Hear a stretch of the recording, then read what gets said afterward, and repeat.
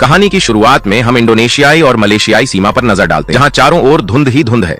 और इसी समय हम एक पुराने दुकान को देखते हैं जहां कुछ मजदूर खाना खा रहे होते हैं। और इसी बीच दुकान की छत पर एक बड़ी चीज गिरती है जिसकी आवाज सुनकर सब रुक जाते हैं। वे सोचने लगते हैं कि अचानक क्या हुआ। अब जैसे ही वे बाहर आते हैं और देखते हैं कि आखिरकार क्या गिरा है, वे एक आदमी की लाश देखते हैं। फिर उनमें से एक उस लाश के पास जाता है और जैसे ही वह टॉर्च की रोशनी डालता है, उस आदमी का सिर कहीं दिखाई नहीं देता। सिर पूरी तरह से कटकर अलग हो चुका होता है और शरीर के अलग अलग टुकड़े नीचे गिरे होते हैं। इसी के साथ यह सीन यहाँ कट हो जाता है। अब अगले सीन में हम देखते हैं डिटेक्टिव संजना को, जिसका तबादला जागराता शहर से इस शहर में हुआ है। दोस्तों, यह इसलिए ताकि यहाँ आकर वे पुलिस की मदद कर सकें और पता लगा सकें कि आखिर यह हत्या कौन कर रहा है, क्योंकि हर दिन सीमा के पास कोई न कोई मारा जाता है और इस वजह से लोगों में बहुत डर है। संजना को उसी जगह बुलाया जाता है जहां लाश रखी गई। संजना की मुलाकात उसके अधिकारी पनेका और ऑफिसर थॉमस से होती है।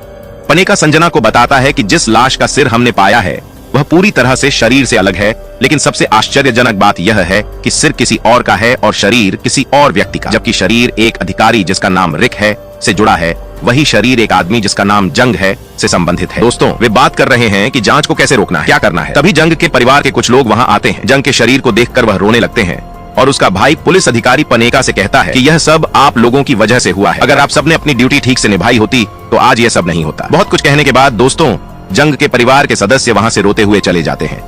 अब अगले दिन संजना थॉमस के साथ उस इलाके में जाती है जहां हत्या हुई थी और कुछ लोगों को वहां थॉरी की फोटो दिखाती है और उनसे पूछताछ शुरू करती है। लेकिन कई लोगों से मिलने के बाद भी वे कोई ठोस जानकारी नहीं प्राप्त कर पाते, जिससे उन्हें बिना किसी सुराग के फैक्ट्री वापस जाना पड़ता है। उसी रात दोस्तों, हम एक आदमी को देखते हैं जो थॉरी का सिर दफना रहा है, लेकिन वह असल में कौन है देखते हैं। अगले दिन संजना कुछ खरीदने के लिए एक दुकान पर आई होती है और जैसे ही वह सामान लेकर कार में वापस जाती है, उसे एक पत्र मिलता है जो मलेशियाई पुलिस का होता है। वह पत्र लेकर सीधे ऑफिसर पनेका के पास जाती है और उसे बताती है कि मुझे यह पत्र मिला है जो मलेशियाई पुलिस द्वारा अभी एक हफ्ता पहले भेजा गया था, जिसमें लिखा है कि वे अपने अधिकारी थॉरी का सिर चाहते हैं। अभी तक उनके पास वह सिर नहीं पहुंचा है। पानाई संजा से कहता है कि हमें उनके द्वारा दिए गए प्रोटोकॉल का पालन करने की जरूरत नहीं है और वैसे भी हमें यह नहीं पता कि पत्र वास्तव में मलेशियाई पुलिस से है या नहीं, या किसी और ने कुछ भेजा है। कुछ कहा नहीं जा सकता।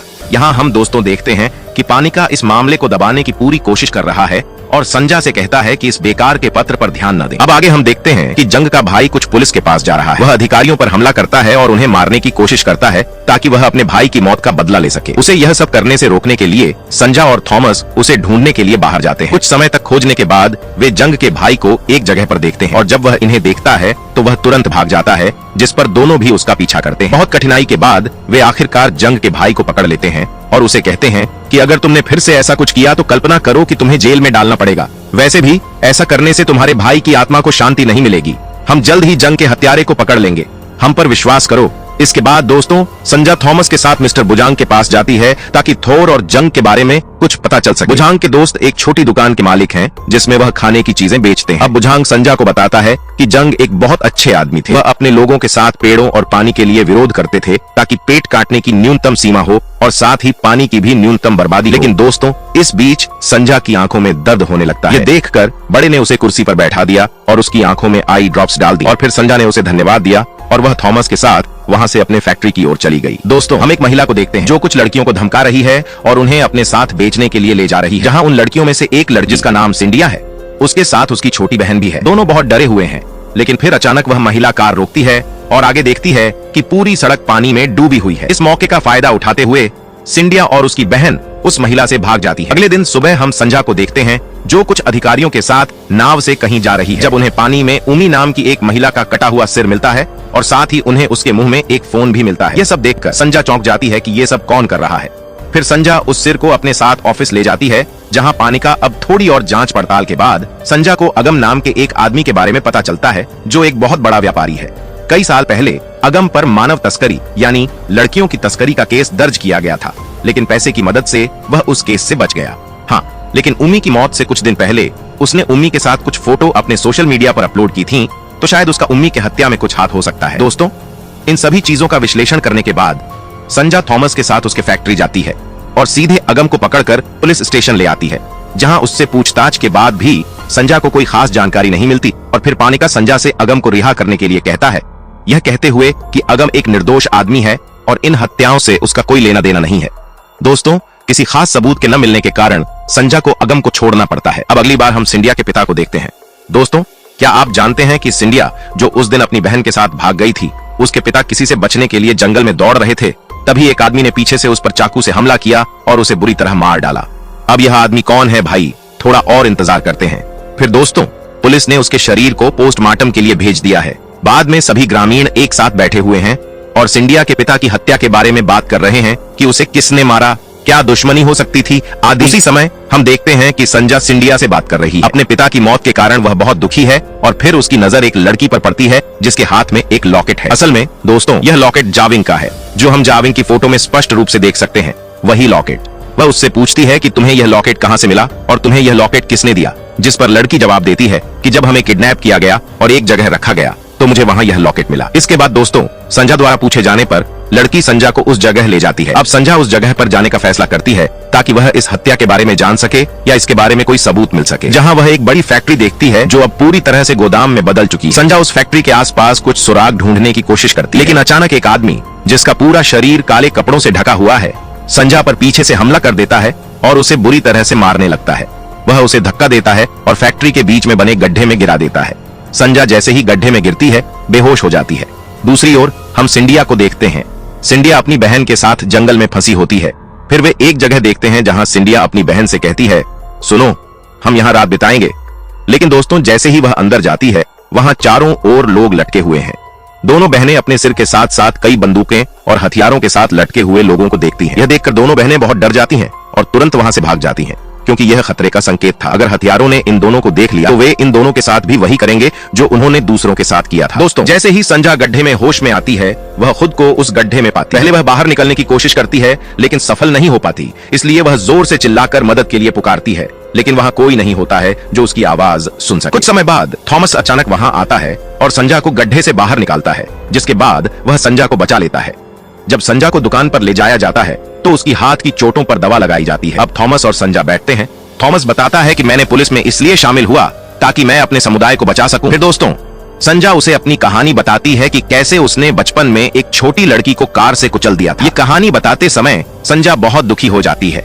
इसके बाद दोनों एक फैक्ट्री चलाते हैं। अगले दिन की बात है दोस्तों, जैसे ही संजा ऑफिस जाती है, वह देखती है कि कोई आदमी थॉमस को एक लिफाफा दे रहा है और यह सब देखकर संजा को थॉमस पर थोड़ा शक हो जाता है। दोस्तों, अब देखते हैं कि पनिका संजा को ऑफिस में बुलाता है, जहां वह उसे ट्रांसफर पेपर्स पर साइन करने को कहता है और यह भी कहता है कि अब आपका ट्रांसफर हो गया। संजा भी बिना कुछ कहे उन पेपर्स पर साइन कर देती है। लेकिन दोस्तों, हत्या का मामला अभी तक हल नहीं हुआ है और देखो, संजा का ट्रांसफर किसी और शहर में किया जा रहा है। इसका मतलब है कि कहीं ना कहीं पुलिस में कोई इन हत्याओं में शामिल है। संजा बहुत उदास हो जाती है कि मैं इस मामले को हल नहीं कर पाई और ऊपर से मेरा ट्रांसफर हो गया। लेकिन वह चुप नहीं बैठती। वह सोचती है कि वह इसे हल करेगी। इसलिए कुछ जानकारी हासिल करने के लिए संजा जंग के भाई सालास की फैक्ट्री में जाती है, जहां वह संजा से कहता है कि हमारे पास केवल एक ही रास्ता, हमें अगम का अपहरण करना होगा, क्योंकि वह ही इन सभी हत्याओं के पीछे है। इसके बाद संजा अपने दोस्तों सालास के साथ मिलकर अगम का अपहरण करती है और फिर दोनों अगम को अगम की दुकान से किडनैप करके जंगल के बीचों बीच ले आते हैं। संजा अगम से कहती है कि हमारे सभी बातों को सुनो, हमें कुछ सच बताओ वरना हम तुम्हें यहीं मार देंगे। जिस पर अगम बताता है कि मैंने थोरी को जंग को मारने के लिए कहा था, क्योंकि जंग हमारी जांच करने लगा था और हमें डर था कि वह हमारी सच्चाई पुलिस को बता सकता है और थोरी भी इस काम में हमारे साथ था। हाँ, लेकिन थोरी की हत्या में मेरी कोई संलिप्तता नहीं है। दोस्तों, हुआ ये कि एक दिन किसी ने थोरी का सिर अगम की फैक्ट्री में भेजा था, जिसे देखकर अगम बहुत डर गया था। इसलिए अगम ने उसका सिर जला दिया ताकि उसे कोई परेशानी न हो। और अब वह आदमी जिसे हमने फिल्म के बीच में सिर जलाते हुए देखा था, वह कोई और नहीं बल्कि अगम था। इसलिए अब पता चला कि जंग की हत्या थोरी ने अगम के हाथों करवाई थी, लेकिन थोरी को किसने मारा यह जानने वाला। इसी बीच हम थॉमस और पनिका को देखते हैं, जहां थॉमस पनिका का इंतजार कार में कर रहा होता है।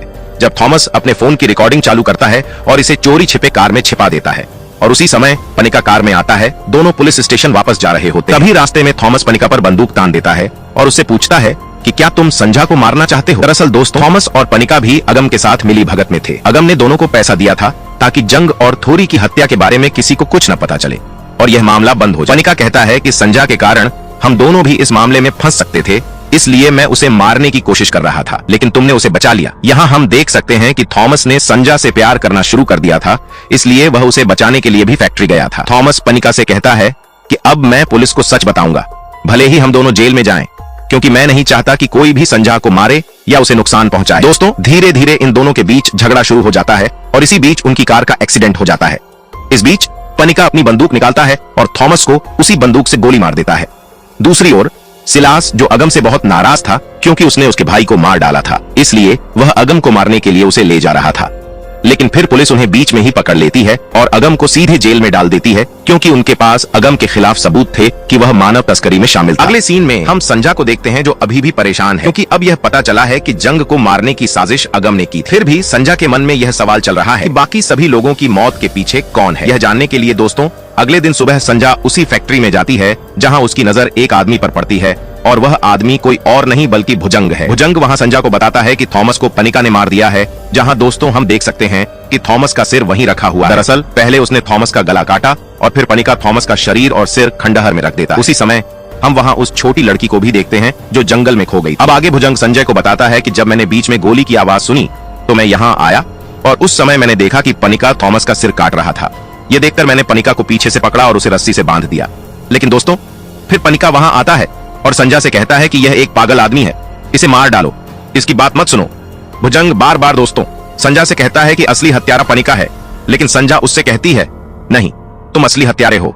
भुजंग धीरे धीरे सिर हिलाता है और हाँ कहता है और आगे संजय को बताता है कि उसने जंग, थोरी और उमा की हत्या की थी क्योंकि वे सभी नाबालिग बच्चों को बेचते थे और पुलिस को लगता था कि उनकी मौतों के पीछे मानव तस्कर था।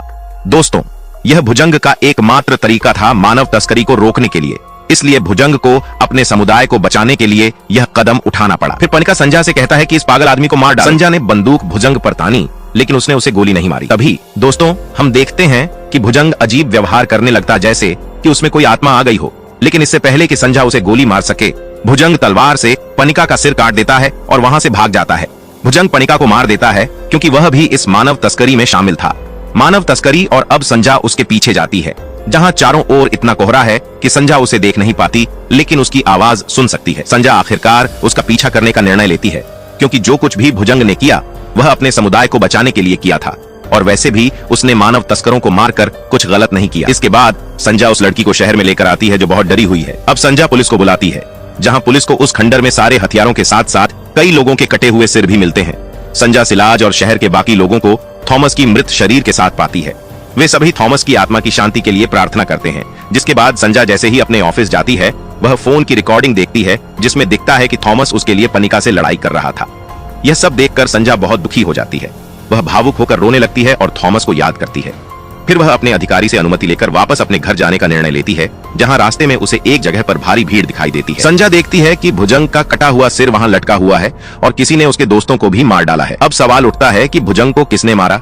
इसके दो कारण हो सकते हैं। पहला कि भुजंग को जंगल में किसी आत्मा ने मारा हो और दूसरा कारण यह हो सकता है कि भुजंग ने उन सारे अवैध तस्करों को मार डाला था। इसलिए संभव है कि तस्करों के किसी करीबी व्यक्ति या किसी टीम के सदस्य को पता चल गया हो कि भुजंग ने उनके आदमी को मारा था, इसलिए उनमें से किसी ने भुजंग को मार दिया हो। लेकिन पहले कारण की संभावना ज्यादा लगती है जिसमें यह सोचा जा रहा है कि भुजंग को जंगल की आत्मा ने मारा हो।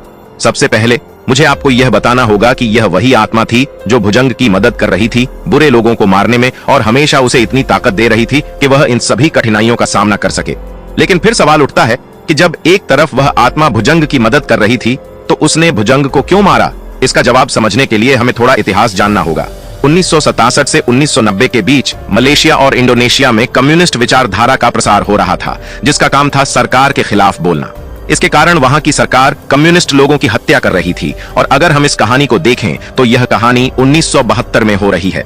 इस कहानी के बीच में यह भी बताया गया है कि जंगल में जो आत्मा है वह एक बड़े कम्युनिस्ट नेता की आत्मा है। अब आप काफी हद तक समझ सकते हैं कि वह आत्मा भुजंग की मदद कर रही थी क्योंकि वह एक कम्युनिस्ट थी और लोगों का कल्याण चाहती थी, लेकिन वह यह नहीं चाहती थी कि लोग सरकार और सैन्य के अधीन रहें। अब दोस्तों उसी कम्युनिस्ट आत्मा ने भुजंग को मार दिया जबकि वह पहले उसकी मदद कर रही थी। इसका जवाब हमें फिल्म के अंतिम दृश्य में मिलता है जहां हम एक छोटी कहानी देखते हैं।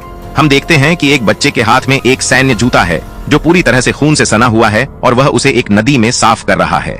दोस्तों लेकिन इस दृश्य का क्या मतलब है। अब इस दृश्य का मतलब यह है कि जब भुजंग बच्चा था तो वह सैन्य जूते के साथ था और वह सैन्य लोगों की मदद करता था, जिसे हम इस दृश्य में साफ देख सकते हैं। अब जब कम्युनिस्ट आत्मा को इस बारे में पता चलता है तो वह उसी समय भुजंग को मार देती है क्योंकि वह कम्युनिस्ट आत्मा सैन्य के खिलाफ थी। और इसी के साथ दोस्तों यह फिल्म यहीं समाप्त होती है। बाकी फिल्म का अंत खुला रखा गया है। यहाँ कुछ भी स्पष्ट रूप से नहीं बताया गया है कि आगे क्या हुआ। अब अगली वीडियो में मिलते हैं। धन्यवाद देखने के लिए।